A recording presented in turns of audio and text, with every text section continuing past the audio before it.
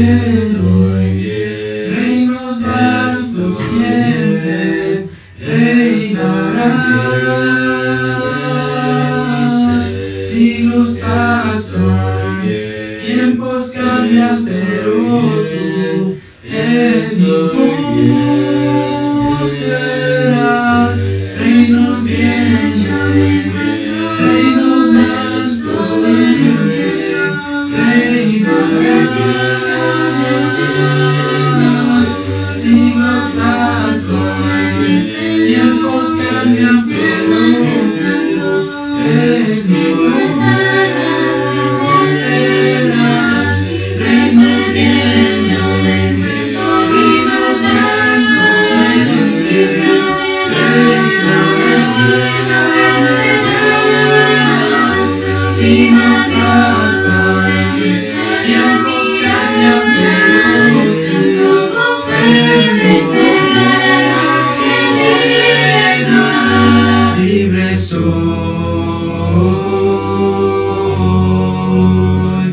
libre soy,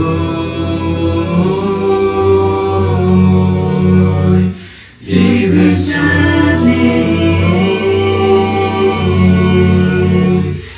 libre Cansado estoy de lo que son mis manos sucias. No atrevo a levantar mi santo Dios. Reinos bien, yo me encuentro. Reinos vastos siempre reinarás. Siglos pasan, tiempos cambian, pero eres mismo serás. Dios te bendiga. Te estamos haciendo una invitación. Si Dios permite, el próximo año estaremos yendo al país de Israel y será de gran bendición para todos y cada uno de nosotros compartir esta hermosa tierra y los lugares bíblicos. No solamente aprender de la escritura viendo literalmente los lugares, sino también absorbiendo todo lo que tiene que ver con la cultura, la arqueología, la geografía y más. Si estás interesado en este viaje, por favor déjanos un correo electrónico, tal y como se muestra aquí abajo. Y esperamos puedas acompañarnos el próximo año para recibir lo que nosotros pensamos es una gran bendición de parte de nuestro Dios, juntos en armonía. Dios te guarde, te bendiga. Soy Ricardo Barrera. Gracias. Bueno, Shalom. estamos muy agradecidos con Dios por esta hermosa comunión que tenemos unos con otros, aprendiendo juntos de su palabra. Este tema que me han dado, hemos ya visto hasta el día de hoy 3 temas. Este cuarto tema que me dieron está enfocado en el Evangelio de Mateo, capítulo 19. Versículo 6, ese fue el tema que me han encomendado. En la vida hay varias decisiones que hacemos que son muy importantes. Entre ellas es mi comprensión que una de las más importantes que haces es la de la salvación. Entrar en un acuerdo, en comunión con Dios a través de la obediencia del Evangelio. La segunda es mi comprensión que entras, es la del matrimonio. El matrimonio es la primera opción de amor que muestras a un ser humano que no es parte de tu familia en el contexto. Esto es, amas a tu hermano o hermana porque vives en esa familia, porque son miembros de padre y madre. Amas a tu mamá porque te dio la vida y porque saliste de su vientre. Amas a tu padre porque te ha criado y te ha mantenido y porque eres parte de su simiente. Entonces, en todas ellas no hay ninguna opción. En todas ellas fue algo que se nos enseñó debemos de hacer. Honrar a padre y madre y amarlos porque ellos nos dieron la vida. Pero de pronto sucede que tomas una decisión muy importante, que es una persona que no es de tu carne, una persona que no es de tu sangre, una persona que no es de tu familia. En la libertad tuya decidirás optar por tomarla y hacerla tu familia. Esto es, no elegiste a tu mamá y a papá, no elegiste el país donde naciste, ni siquiera la época, pero a tu cónyuge sí lo eliges tú. Lo eliges tú y en este sentido ella te elige a ti. Es más, Para poder interpretar la Biblia en una forma apropiada, según es mi comprensión, hay varios requisitos que tenemos que tener como intérpretes. Uno de los más grandes es el requisito de la humildad. Tenemos que siempre ir a la Biblia, no para que nos diga lo que queremos escuchar, no para acomodar el texto bíblico en cuanto a lo que es mi vida, sino ir a la Biblia con humildad y ver lo que Dios quiere hacer de mi vida y ver cómo Dios la quiere cambiar. El otro requisito de aquel que ha de interpretar la Biblia es el requisito de la objetividad. Esto es, si alguno habla conforme a las palabras de Cristo, dijo Pedro en 1 Pedro 4:11. Esto es, voy a verla con tal objetividad que voy a ver lo que Dios quiere que vea, saliéndome de cualquier problema en el que yo me encuentre y buscando lo que Él me dice, lo que Él me indica. Y el tercer requisito, ¿verdad?, que es muy importante, es el que estemos libres de cualquier conflicto de intereses. Esto es, la Biblia me va a decir algo sin importar el interés que yo tenga. Y lo que me dice a mí, porque su palabra permanece para siempre, no cambia, aunque mi situación cambie, o aunque la vida de mi hijo cambie, o aunque la vida de un ser amado cambie. Esto es, tengo que estar libre de conflicto de intereses para poder aceptar su palabra tal y como es. Ahora, algunos requisitos también espirituales en cuanto a la Escritura es el hecho de comprender que la Biblia es un libro muy hermoso que no está diseñado para interpretación privada. Cualquier persona que la lea podrá llegar a lo que Dios quiere que entienda. Y en cuanto a esta segunda decisión que uno toma, que es el matrimonio, es a la cual emplea Jesús en Mateo capítulo 19, versículo 1 en adelante. El tema que se me da es el tema de lo que Dios unió. Mateo 19, versículo 6. Así que no son ya más dos, sino una sola carne. Por tanto, lo que Dios juntó, no lo separe el hombre. Esto es, hay cosas en las cuales nosotros no tenemos la potestad, la autoridad de cambiar. Y el matrimonio, si tú lo ves, es el único pacto o convenio que se establece aún antes de que el hombre pecase. Por lo tanto, este pacto se establece en el jardín del Edén mucho antes de que la varona y Adán cometiesen el pecado. Por lo tanto, se establece en la pura santidad, si le llamamos de esa manera, o la pura comunión que tenía Dios con el ser humano. Y entonces cuando se hace siempre esta pregunta, ¿para qué está diseñado el matrimonio? El matrimonio está diseñado realmente por el bienestar del ser humano. Esto es que si tú te das cuenta en Génesis capítulo 1 y capítulo 2, cuando Dios crea al ser humano, Dios se da cuenta que no es bueno que el hombre esté solo. Se da cuenta no como si no supiese eso antes, sino que lo muestra porque ve la manera en que el ser humano, específicamente el varón, está incompleto. Esto es, como seres humanos, como hombres, como varones, hermanos, no es lo mismo tener una mujer que estar solos. Y cuando Dios ve a este Adán, se da cuenta y le dice, bueno, dice, no es bueno que el hombre esté solo. Le haré ayuda idónea. Esto es, de una carne, de una sola carne, de un cuerpo, va a formar dos. Lo que era una sola carne, porque lo era antes de, dice que hace que Adán caiga en un sueño muy profundo y durante este tiempo quita de la carne, de la costilla de Adán. Y es interesante porque la varona, porque se llama varona, en el hebreo es Isha, la varona sale de Adán, sale del hombre, de Ish, ese hombre se dice Adam. Cuando sale del hombre, hermanos, de lo que era una sola carne, sale.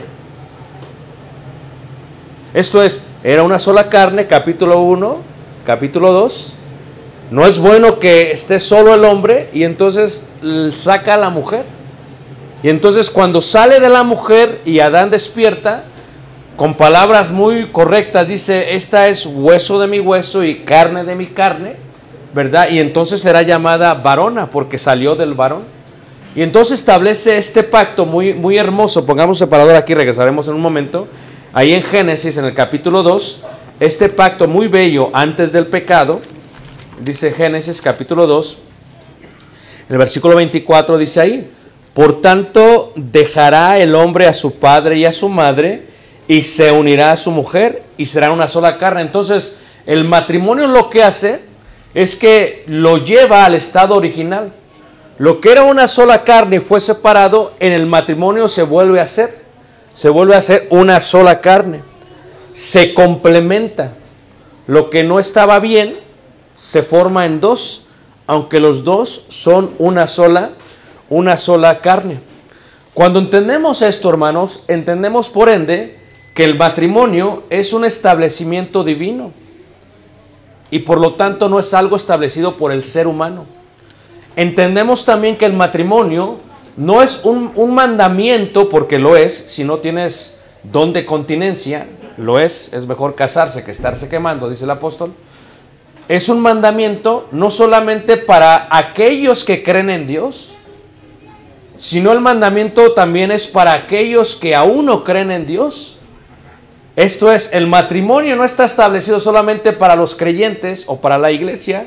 El matrimonio aplica aún a los que no son creyentes, porque el matrimonio es un establecimiento divino que está fundamentado en el concepto de procreación, de estabilidad y de ausencia de caos.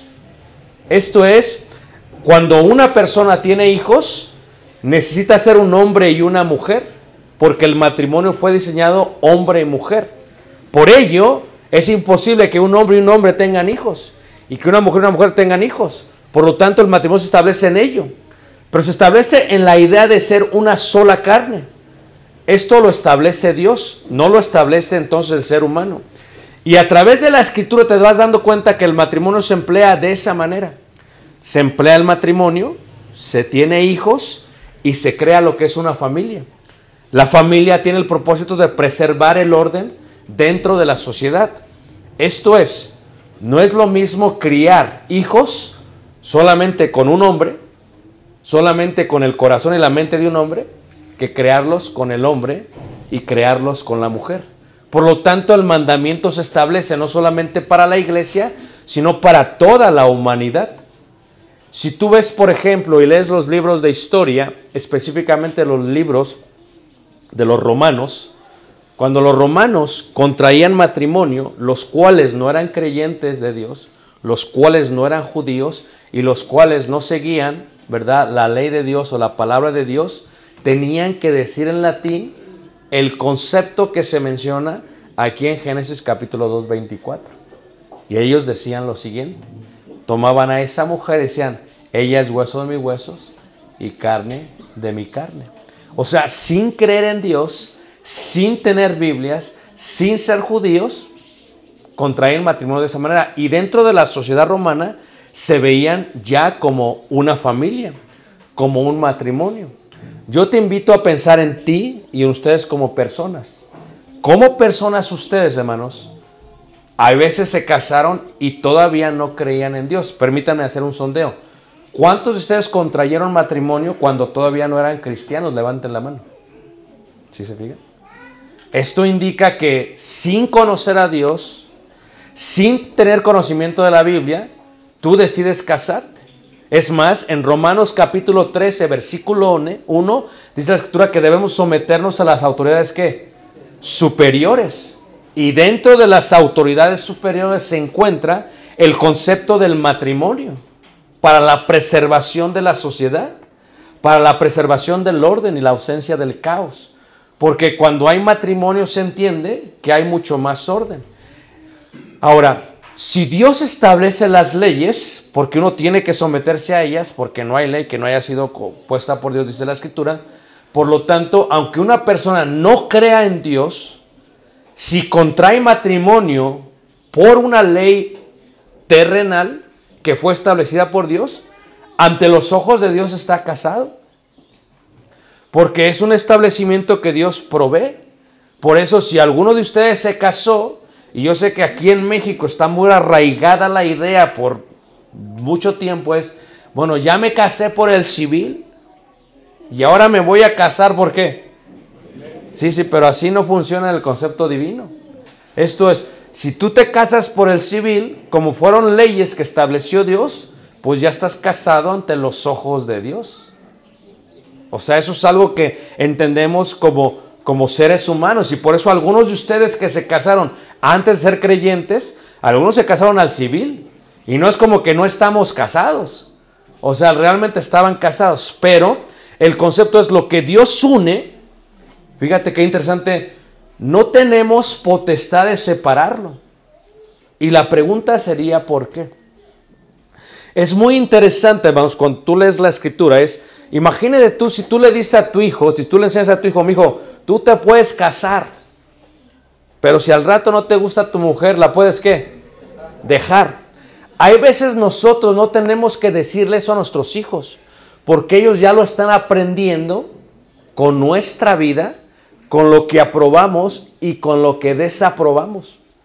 Esto es, que hay veces, si nosotros aprobamos de alguna u otra manera que una persona abandone a su mujer, sin decirle a nuestros hijos eso, ellos ya entienden ello.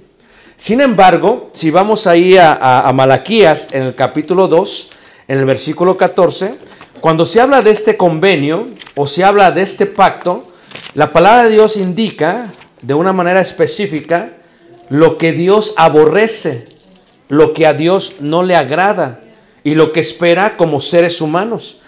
En Malaquías capítulo 2, en el versículo 14, se hace una comparación con lo que Dios abominaba y con la manera en que ellos habían profanado el santuario con otros dioses. Si leemos de Malaquías 2, versículo 13, dice, y esta otra vez haréis cubrir el altar de Jehová de lágrimas, de llanto y de clamor, así que no miraré más la ofrenda para aceptarla con gusto de vuestra mano. 14 dice, mas diréis, ¿por qué? Porque Jehová ha atestiguado entre ti y la mujer de ¿qué? De tu juventud. Dentro del pensamiento judío se entendía que cuando alguien se casaba no solamente para estar juntos, se casaba para formar una familia. Es más, la palabra hebrea, virgen, de la palabra hebrea beituluim, indica beit, casa, lohim, con quien vas a hacer casa. Esto es, me voy a casar con quien voy a hacer una casa o con quien voy a hacer una familia. Ellos veían el matrimonio no solamente con la idea de acompañarse de alguien, sino de formar una familia, de formar una ¿qué? Una casa. Por lo tanto, tomaban a la mujer que era virgen porque la tenían que tomar, porque la tomaban en su juventud. Por eso Proverbios capítulo 5, cuando habla el rey Salomón, dice, alégrate con la mujer de ¿qué? De tu juventud, porque en la mayoría de nosotros nos casamos jóvenes, pero el concepto de juventud tiene que ver dependiendo de cómo nos educaron. Por ejemplo, ¿quién se casó aquí mayor de 25 años? Levante la mano. Ya estaban grandecitos.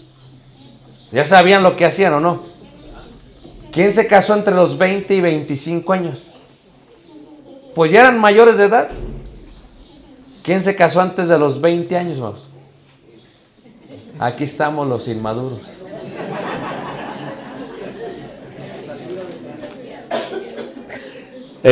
Yo conocí a mi esposa a los 15.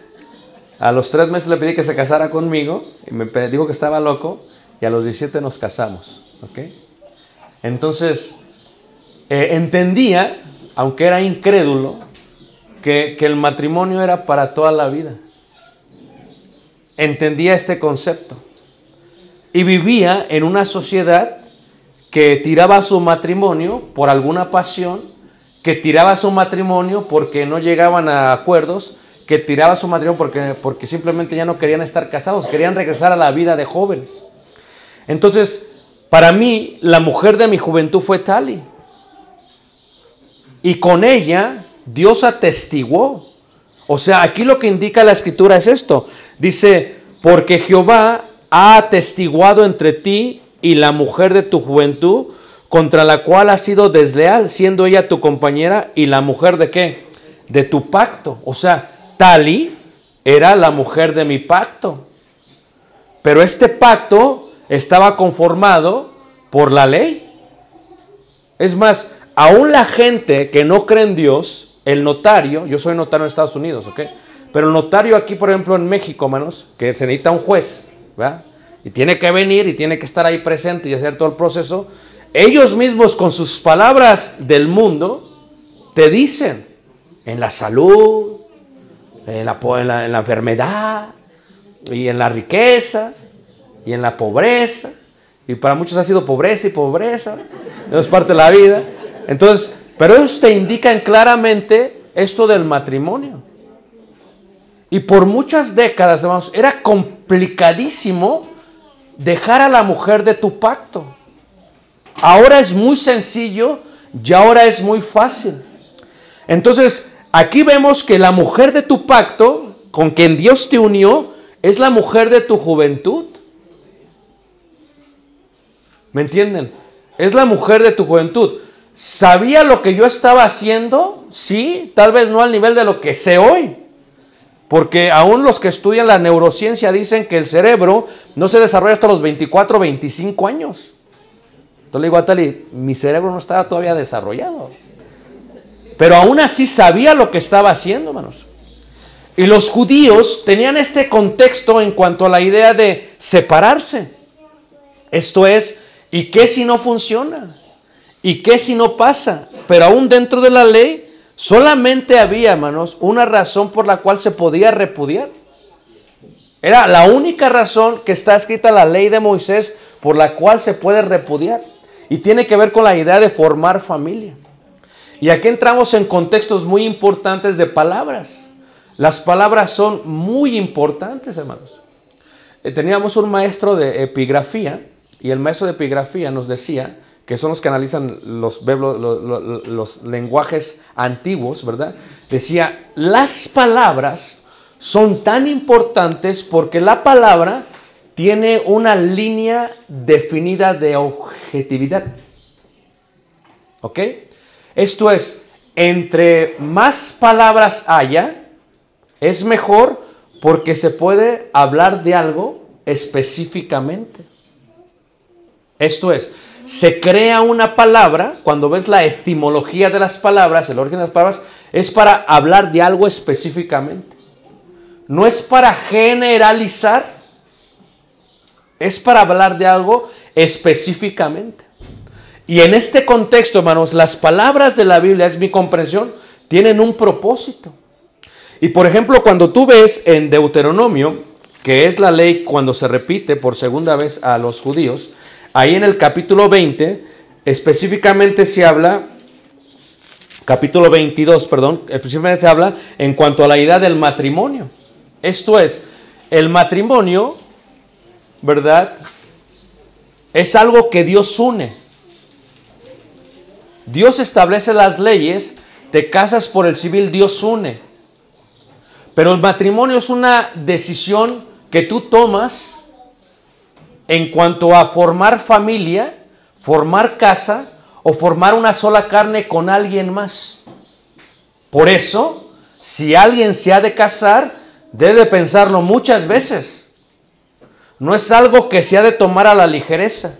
No es como que ya se me está pasando el tren y ya cualquiera que pase, ¿no? Tienes que pensarle bien porque esa persona, esa es la persona que vas a tener. Esa va a ser la persona de tu juventud. Mira, en el capítulo 22 de Deuteronomio, versículo 13, se habla en el contexto de lo que es formar una familia, casarse. Y dice 22:13, cuando alguno tomare mujer, y mujer aquí indica claramente esposa, y Isha es la palabra varona, es la palabra esposa, se traduce como mujer y en otras partes como esposa, y después de haberse llegado a ella, la aborreciere. Esto es, dentro de la cultura judía, la intimidad era muy importante para ellos. Yo sé que el día de hoy no es así. Nosotros a veces queremos ver la Biblia con los ojos de mexicanos, basado en nuestra cultura, basado en nuestra experiencia, basado en nuestra vida. Y la Biblia no se puede ver así, porque la Biblia no se puede mexicanizar. Es al revés. La Biblia fue escrita mucho antes de que México existiera como nación, como cultura. Por lo tanto, es la Biblia la que nos dirige, la que nos da la luz al camino. Entonces, cuando tú ves este contexto, hermanos, aquí en el versículo 13, cuando habla eso, es que para ellos tener intimidad era muy importante por lo siguiente, ¿ok? Porque para el hebreo, cuando se casaban, es porque iban a formar familia. Esto es, el hebreo se ve y ve sus espermatozoides, para que me entiendas tú en la forma más sencilla, lo ven como una semilla, por eso le llama simiente, la simiente de Abraham, todos los descendientes de Abraham. Entonces lo ven como una semilla. Entonces ellos dicen, si yo pongo mi semilla en la mujer, debe ser una mujer que yo me asegure no tenga la semilla de alguien más. Porque si tiene la semilla de alguien más, pues mi tribu se va a perder. Cuanti más si es pagano, cananeo, filisteo.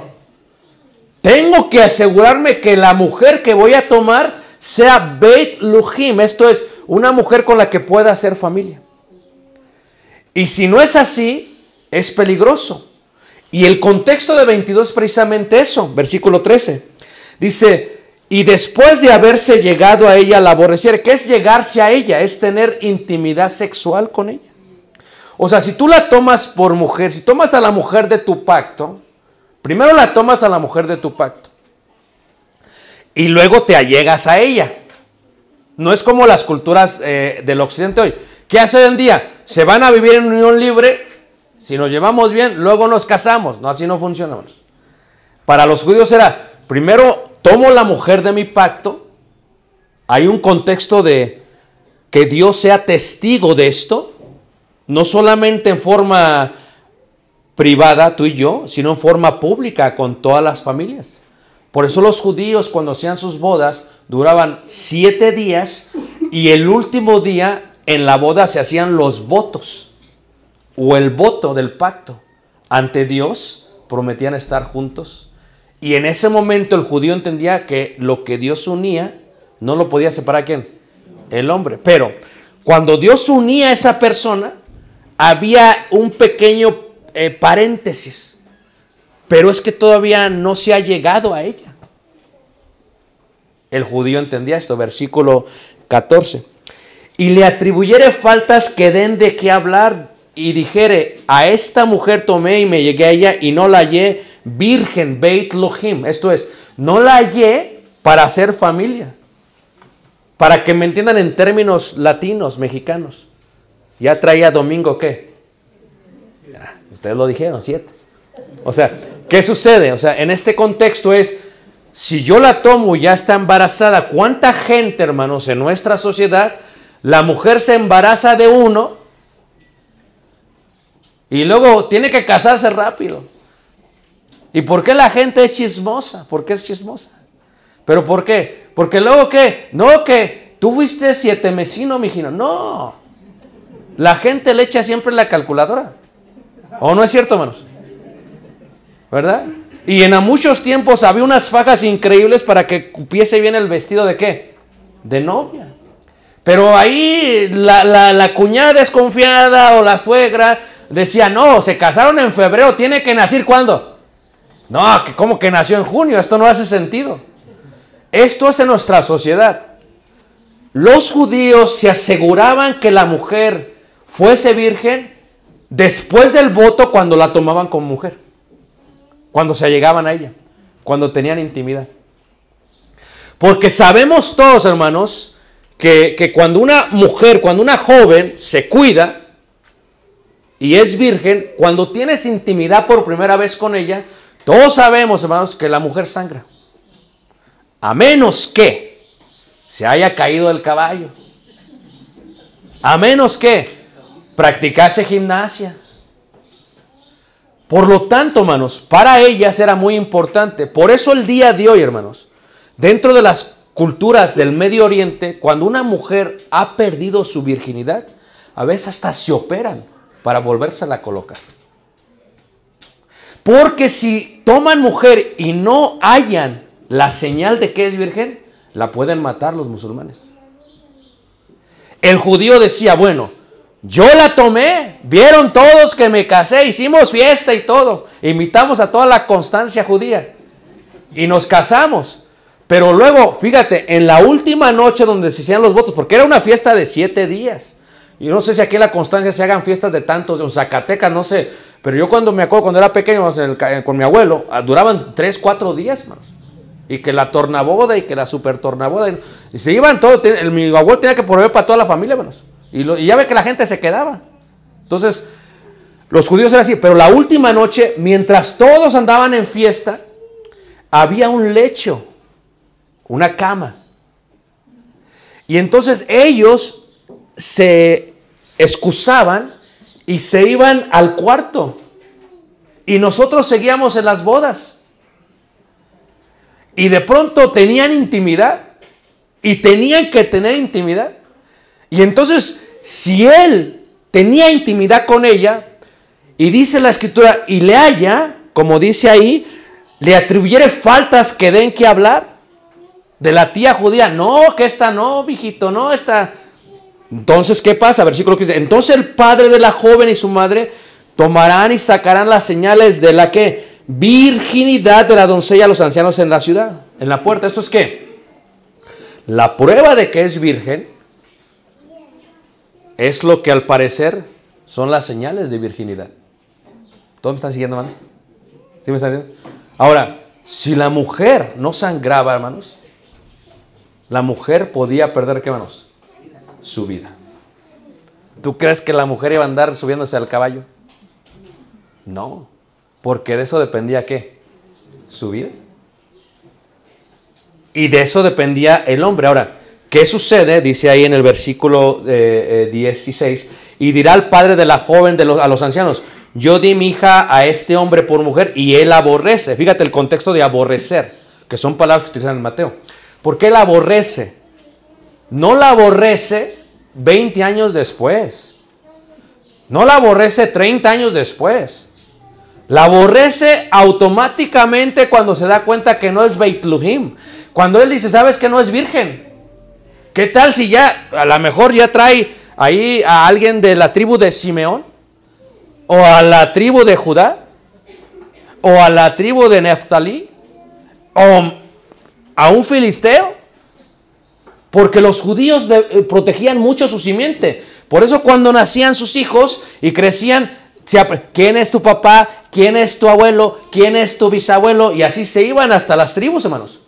Porque los linajes, las genealogías interminables eran importantísimos para ellos. Porque les daban no solamente una identidad, sino una importancia dentro de la sociedad. Entonces, ¿qué sucede? Dice, bueno, la halló y dice que no es virgen y aquí están las pruebas y aquí las tenemos. ¿Qué se va a hacer? Dice ahí en el versículo 17.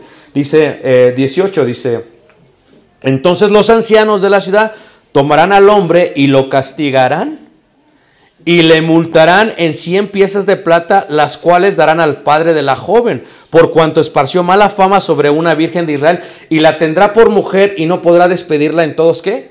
Sus días. Entonces, si tú ves este contexto que está escribiendo Moisés, hermanos, quien escribe la ley, y habla acerca, hermanos, del matrimonio, dice, tú la tomas por mujer, tú te acuestas con ella es Beit Luhim, no la puedes despedir. ¿Pero por qué? No se puede. Solamente la puedes aborrecer si no hay manchas. Pero aquí implicaba otro reto. Si tú decías, no, yo la tomé y no es virgen y no, pues los papás son los más interesados, hermanos, porque ¿quién ama más a los hijos que los papás? Y si tú eres papá de la dama, pues oye, espérate, ¿cómo estás diciendo que mi hija que se metió con alguien que no es virgen, qué te pasa? No, aquí están las pruebas y ¿qué vamos a hacer, ancianos? No, va a pagar 100 piezas y no la puede, ¿qué? Despedir. Fíjate qué interesante, hermanos. Es un contexto judío. Versículo 20. Mas si resultare ser verdad que no se halló virginidad en la joven, entonces la sacarán a la puerta de la casa de su padre y la apedrearán los hombres de su ciudad y morirá. Por cuanto hizo vileza en Israel. Y ahí está la palabra, ¿qué, hermanos? Fornicando. ¿Ok? La palabra fornicando en el hebreo, hermanos, se traduce como fornicando y también como prostituyéndose. Te voy a decir por qué. Porque según los hebreos dicen, cuando una joven se acuesta con alguien y es prostituta, pues al menos le da dinero. Pero cuando una joven se acuesta con alguien y lo hace gratuitamente, pues se prostituye y ni siquiera le dieron dinero. ¿Sí ves cómo lo ven ellos? Y dicen, esto no está bien. Por lo tanto, ¿qué le pasaba a la joven? La mataban. Es más, si tú ves las leyes judías y estudias correctamente cómo lo hacían, era el padre el que tenía que aventar la primera piedra. Y si lees después y ves el contexto, tenía que haber testigos que vieran cuando la mataban. Pero en la sociedad hoy en día, pero pues nada más fornicó. Un desliz se puede tener, ¿qué, manos? Cualquiera. Pero tú tienes que ver la Biblia con los ojos de ellos, para después verla lo que te indica a ti. Levanta la mano, ¿quién está siguiendo? ¿Todos están siguiendo? Entonces, cuando viene, esto fue lo que ordena Moisés, ¿ok? Cuando viene Mateo 19 y se explica esto, lo primero que tienes que entender, hermanos, es que cuando alguien hace una pregunta, tienes que ver la diferencia si la pregunta viene con un interés genuino para saber qué hacer o viene para simplemente ver qué piensas. En Mateo 19, versículo 1, cuando se ve el contexto, dice: aconteció que cuando Jesús terminó estas palabras, se alejó de Galilea y fue a las regiones de Judea al otro lado del Jordán, y le siguieron grandes multitudes, y lo sanó ahí. Entonces vinieron a él los fariseos tentándole. Tú tienes que entender esto: los fariseos no vinieron porque querían saber. Los fariseos vinieron porque lo que estuvieron buscando por mucho tiempo es que Jesús dijese algo en contra de la ley de Moisés para poderlo matar. Por eso le tentaron. ¿Y qué pregunta más interesante es esta? Le dijeron así: ¿es lícito al hombre repudiar a su mujer por cualquier causa? ¿Por qué? Porque en el tiempo de Jesús, los judíos, como el día de hoy, muchos de ellos ya repudiaban a su mujer por cualquier causa. Y el hombre lo que siempre va a buscar, escúchame bien, a alguien que apoye lo que quiere hacer. Había dos grandes pensamientos o dos grandes escuelas judaicas en aquel momento. Una era de Hillel y otra era de Shammai. Son los personajes más respetados entre los fariseos de escuelas de la ley de Moisés. Entonces uno de ellos decía: no, no puedes, Dios creó el matrimonio, es para toda la vida. Otro decía: no, espérate, tu mujer, cuando tú le pides que te haga panes sin levadura, ¿te los hace? No, va afuera. Cuando le pides a la mujer que te haga, ¿verdad?, este guisado de carnero, ¿te lo hace? No, es bien enojona. Para afuera también. Entonces había un gran apoyo para la escuela de Shammai y la escuela de Hillel. Pero ¿qué pasaba? Uno se inclina en lo que me conviene. El día de hoy, hermanos, este es uno de los temas más debatibles, no en el Medio Oriente, en Europa y en América Latina. Este no era un problema antes, hermanos.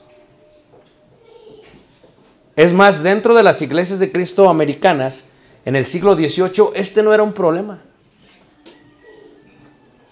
¿Cuándo se vuelve un problema, hermanos? Cuando alguien ya no quiere. Es cuando se vuelve un problema, hermanos. A ver, ¿cuántos desacuerdos he tenido yo con mi esposa? Muchísimos, hermanos. ¿Cuántos has tenido tú? Muchísimos. La gloria de un matrimonio es superar todas las adversidades. No, es que yo me casé por ley, pero ¿te dijeron o no? ¿En las buenas y en qué? En las malas. La gente no se separa en las buenas. Por eso lo menciona el notario, el juez, para que te lo metas aquí bien adentro y te acuerdes. ¿Por qué? Porque es bien bonito estar casado cuando se va uno de luna de miel, hermanos. Pero cuando uno regresa, hermanos. ¿A poco no, hermanos? Es bien bonito estar casado con tu esposo cuando está joven, pero nomás pasa los 40 años, se vuelve bien terco el hombre, hermanos. ¿O no, hermanas? Digan la verdad, no las van a aborrecer. Al revés, sí.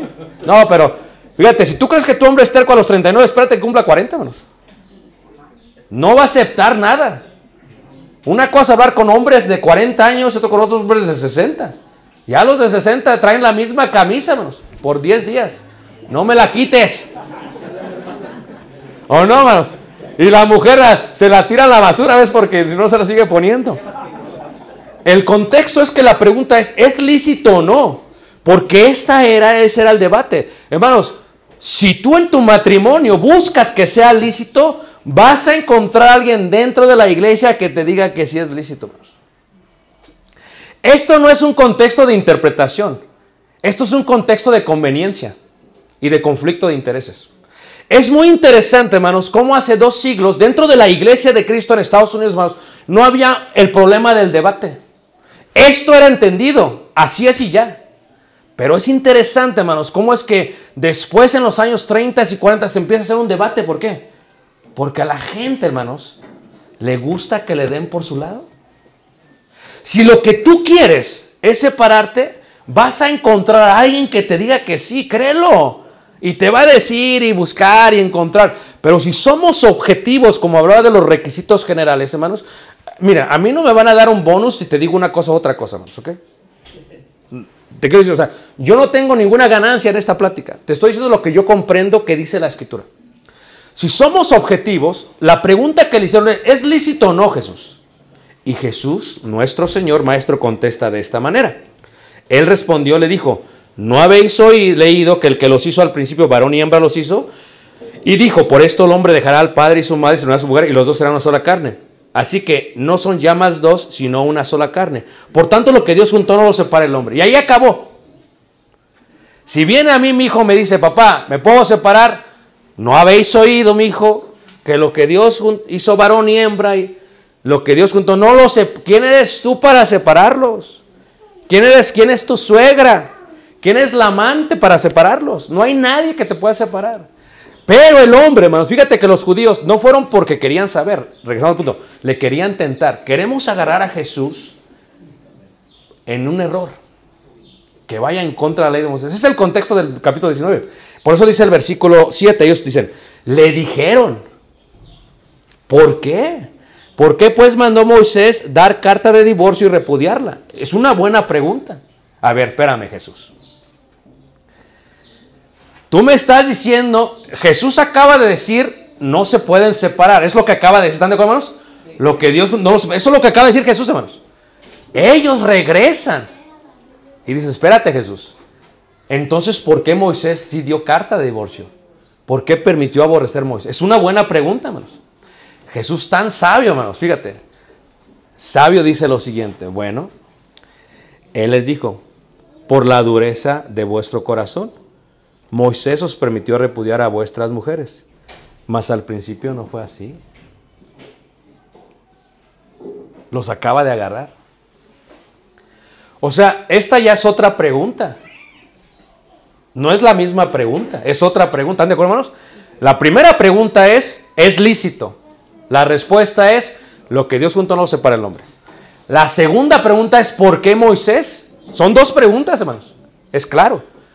Jesús podría haber dicho, ¿sabes qué? Bueno, así lo dijo Moisés. Así es, no. Jesús lo que hace es contesta de esta manera. Te voy a llevar al matrimonio, pero en el momento que se estableció. Y dijo, al principio, o sea, antes de Moisés, ¿qué? No fue así. Te voy a contestar lo que me acabas de preguntar. Lo que me acabas de preguntar es por qué Moisés permitió. Yo te lo voy a contestar. Lo leímos en la ley en Deuteronomio 22. Y Jesús contesta. Y yo os digo que cualquiera que repudia a su mujer, salvo por causa de fornicación, y se casa con otra adúltera. Y el que se casa con la repudiada adúltera. ¿Qué está haciendo Jesús? Está contestando lo mismo que había dicho Moisés. Porque esa fue la pregunta. La pregunta no fue, hermanos, la primera. La primera ya la contestó Jesús. La pregunta es, entonces, ¿por qué Moisés hizo esto? Y lo dice, por la dureza de vuestro corazón. Si Jesús va en contra, lo matan, hermanos. Eso es lo que está pasando en todos los evangelios. Quieren agarrar a Jesús que diga algo en contra de la ley, ¿qué? Y Jesús lo dice, es que yo no he venido a abrogar la ley. ¿La he venido a qué? A cumplir. Ahora, ve las palabras. Cualquier hombre que es sincero y que analiza textualmente esto, decía el hermano, el maestro de epigrafía, decía, mira, cuando hay una palabra, no se pone ahí por ponerse. Tiene una línea de objetividad hacia dónde va. Y lo que dice Jesús es exactamente lo que dijo Moisés. ¿Por qué se le va a matar a esta mujer? Porque ha cometido violencia y ha fornicado. Por eso se le va a matar. ¿Por qué la aborrecieron? Por esto se la aborreció. Y entonces dice ahí él, pero si se casa con otra, ¿qué? Adultera. ¿Por qué? ¿Por qué lo primero, hermanos, en el debate siempre de estos versículos, hermanos, es ¿por qué no dice lo mismo si significa lo mismo? Sería un buen argumento. Si significa lo mismo, debería de decir lo mismo. No tendría que cambiar fornicación por adulterio. Podría decir, el que fornica, se casa con otra fornica. ¿Por qué da dos palabras? Porque en el lenguaje que se escribe, significan cosas diferentes. Son diferentes. Es más, si tú vas el día de hoy, hermanos, aquellos que estudiaron leyes, hermanos, lo saben bien, y tú ves las palabras, ¿por qué hay dos palabras en el diccionario? En el español, porque son diferentes. Es el acto sexual, pero lo que lo hace diferencia es el estado de quien los hacen. Son diferentes. Pero, regreso al punto más, porque pues para esto podría dar muchas horas de explicación y creo que ya quieren comer. ¿Ok? Mira. Si tú, cuando tú te casas, le voy a hablar a las doncellas y a los jóvenes, ¿ok? Cuando encuentres a la mujer de tu juventud, al hombre, cásate para toda la vida. ¿Ok? Cásate para toda la vida. No te vayas con que me voy a casar y al rato si no me funciona, no, es para toda la vida. Si alguien quiere encontrar una cláusula para tomar otra decisión, va a encontrar a alguien que lo apoye. Y te voy a decir lo siguiente, escucha mi voz, ¿ok? Y va a desacreditar al que no está de acuerdo con él. Pero yo te digo algo, te pregunto a ti, si esto no está diseñado de esa manera, y si está diseñado como se ha interpretado últimamente, ¿por qué entonces hay tantos problemas por eso en la iglesia? Te pregunto a ti. Quiero preguntarte a ti, voy a moverte el razonamiento. Cuando una persona se casa para toda la vida y tiene un matrimonio de 30, 40, 50, ¿no es admirable, hermanos? ¿Sí o no, hermanos? A ver, yo tengo 33, 34 años de casado. ¿Sería lo mismo Escúchame bien, ¿ok? Si ya tuviera 3 o 4 mujeres hasta este momento. La primera cosa sería, ¿qué pasó?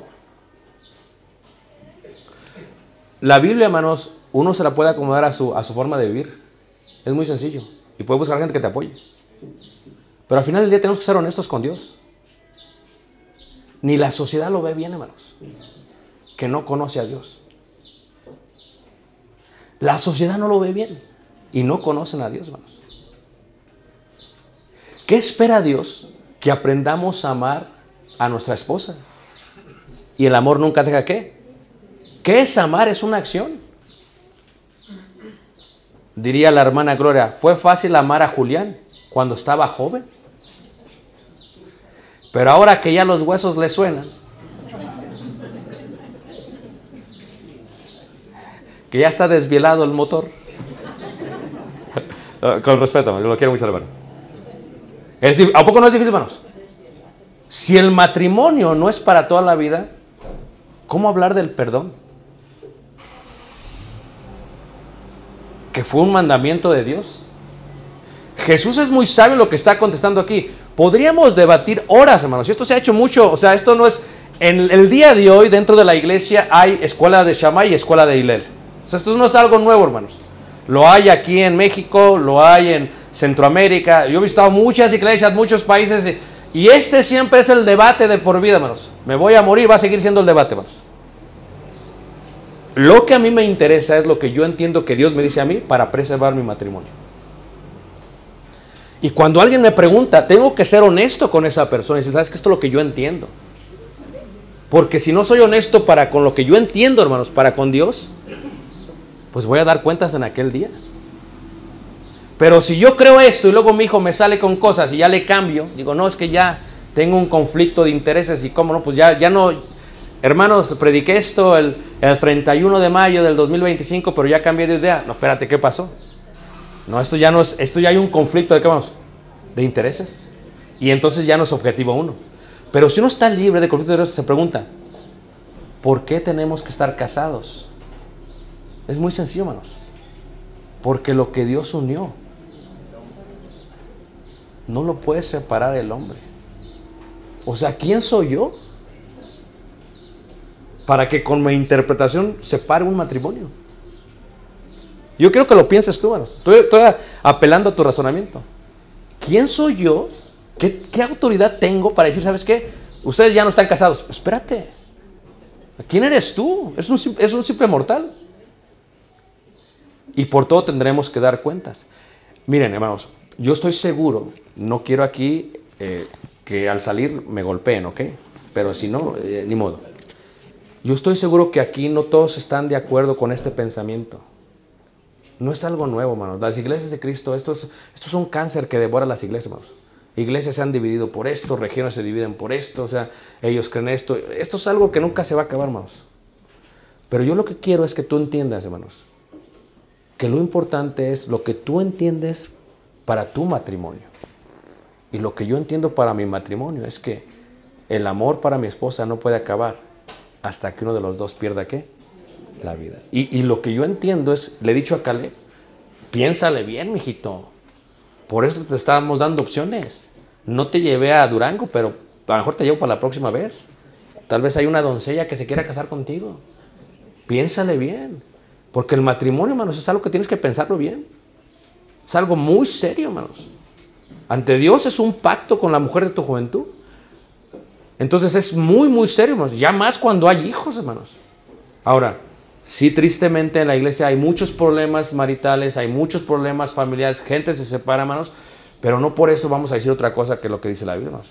O sea, tenemos que dar el modelo y dejar que cada persona decida lo que ellos van a decir, porque ellos le van a dar cuentas a Dios por lo que ellos deciden, hermanos. Si nosotros nos apegamos a este concepto, entonces estaremos tranquilos. Cuando yo he tenido estos debates, estos argumentos con muchos predicadores de muchísimos años, hermanos, créanlo, o sea, yo respeto a los hermanos de muchísimos años, hermanos, ¿verdad? Yo respeto, pero les he dicho, es que yo entiendo lo que me está diciendo, entiendo cómo entiendes, pero eso no va a cambiar lo que yo entiendo. O sea, estaría siendo deshonesto a mi persona. Y cuando yo estudié esto y lo he estudiado y lo he estudiado y lo he estudiado, es que llego a la misma conclusión. No hay como que permisibilidad, aunque muchos digan que la hay. Si ustedes creen en eso, hermanos, tendrán que dar cuentas a Dios. Si creen que estoy mal yo, tendré que dar cuentas yo a Dios. Sea como sea, tenemos que dejarse a Dios el que guste. Y entre eso suceda, yo le digo a la iglesia a la cual sirvo, si te vas a casar, ¿es para toda qué? La vida. Está difícil, hermanos. Está bien complicado, hermanos. Porque a veces la nuera sale como que no era. ¿O no es cierto, hermanos?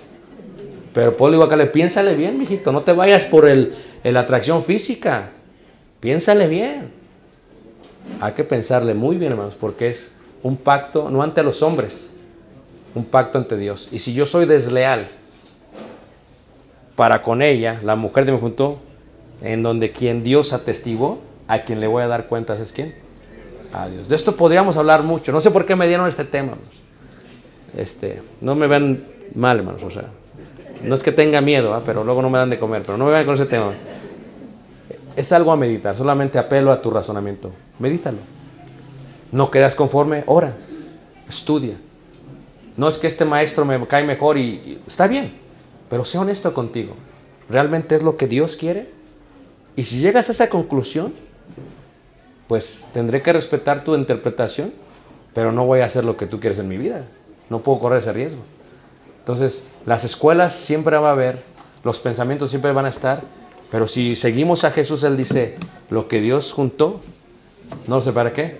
Y creo que eso me compete a mí como persona. Los amo entrañablemente, ¿no? ¿Están contentos? No sé qué vamos a comer. ¿Ok? Dijeron que aquí hay tacos de alacrán. No sé si vamos a comer tacos de alacrán, pero sé que los vamos a comer. Tú nos visitas este día. Quiero decirte que cuando uno obedece al Evangelio, es como cuando uno se casa con Dios.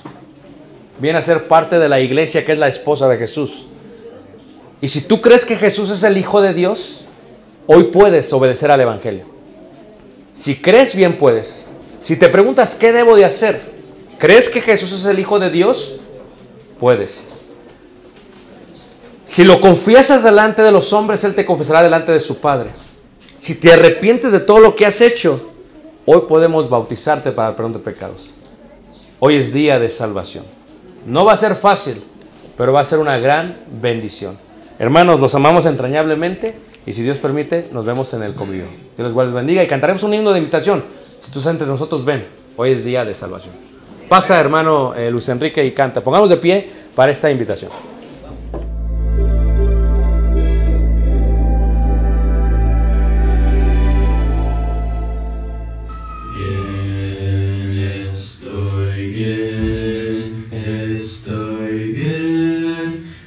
Estoy bien en mi ser,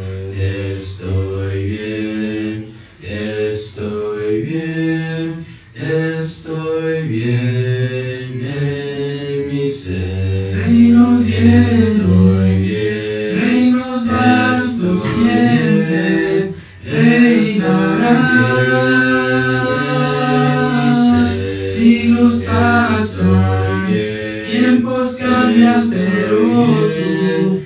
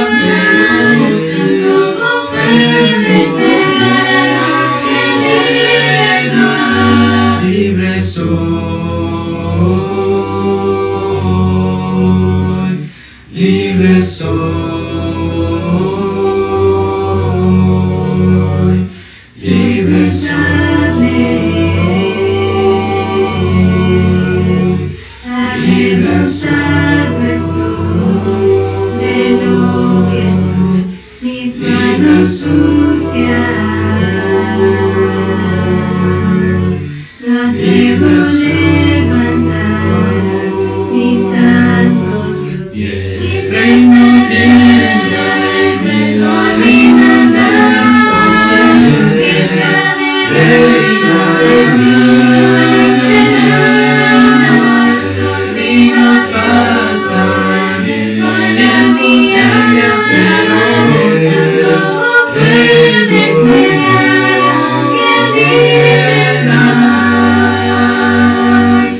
Dios te bendiga. Te estamos haciendo una invitación. Si Dios permite, el próximo año estaremos yendo al país de Israel y será de gran bendición para todos y cada uno de nosotros compartir esta hermosa tierra y los lugares bíblicos.